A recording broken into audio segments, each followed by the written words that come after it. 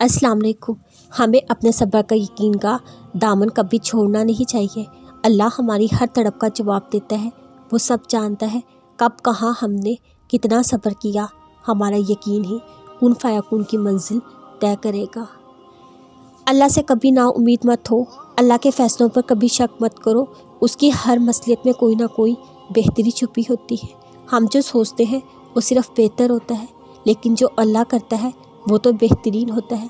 मेरे अल्लाह का हर काम, हर फ़ैसला बाकमाल होता है। भरोसा तो करके देखो, सब आहिस्ता आहिस्ता साफ नज़र आना शुरू हो जाएगा।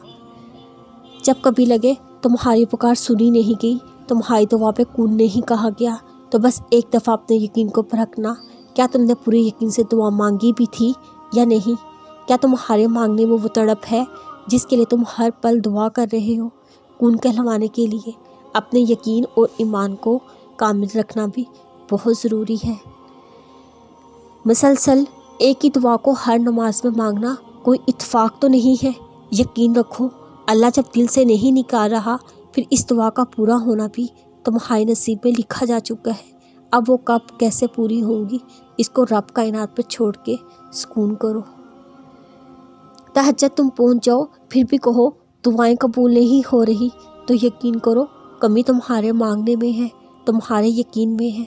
उसके देने में कभी कमी नहीं हो सकती, क्योंकि तहज्जुद का एक सजदा तो किस्मत बदल देता है।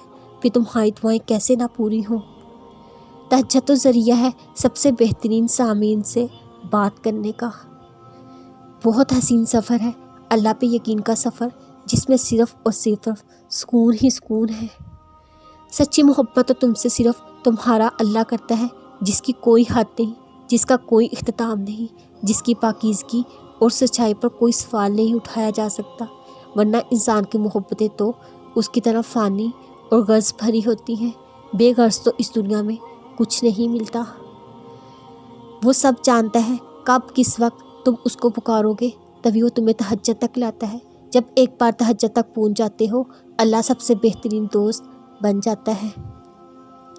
इज़्ज़त और ज़िल्लत एक इंसान की ख्वाहिश तो दूसरा खौफ, पर हकीकत के दोनों इंसान के हाथ में नहीं, लेकिन इंसान है कि नाजायज़ तरीक़ों से इज़्ज़त हासिल करने की दौड़ में मगन है, यहाँ तक कि बिल आखिर ज़िल्लत की खाइयों में जा पड़ता है। जबकि रब ने इज़्ज़त और ज़िल्लत कमाने के रास्ते दोनों वाज़िया फरमा दिए।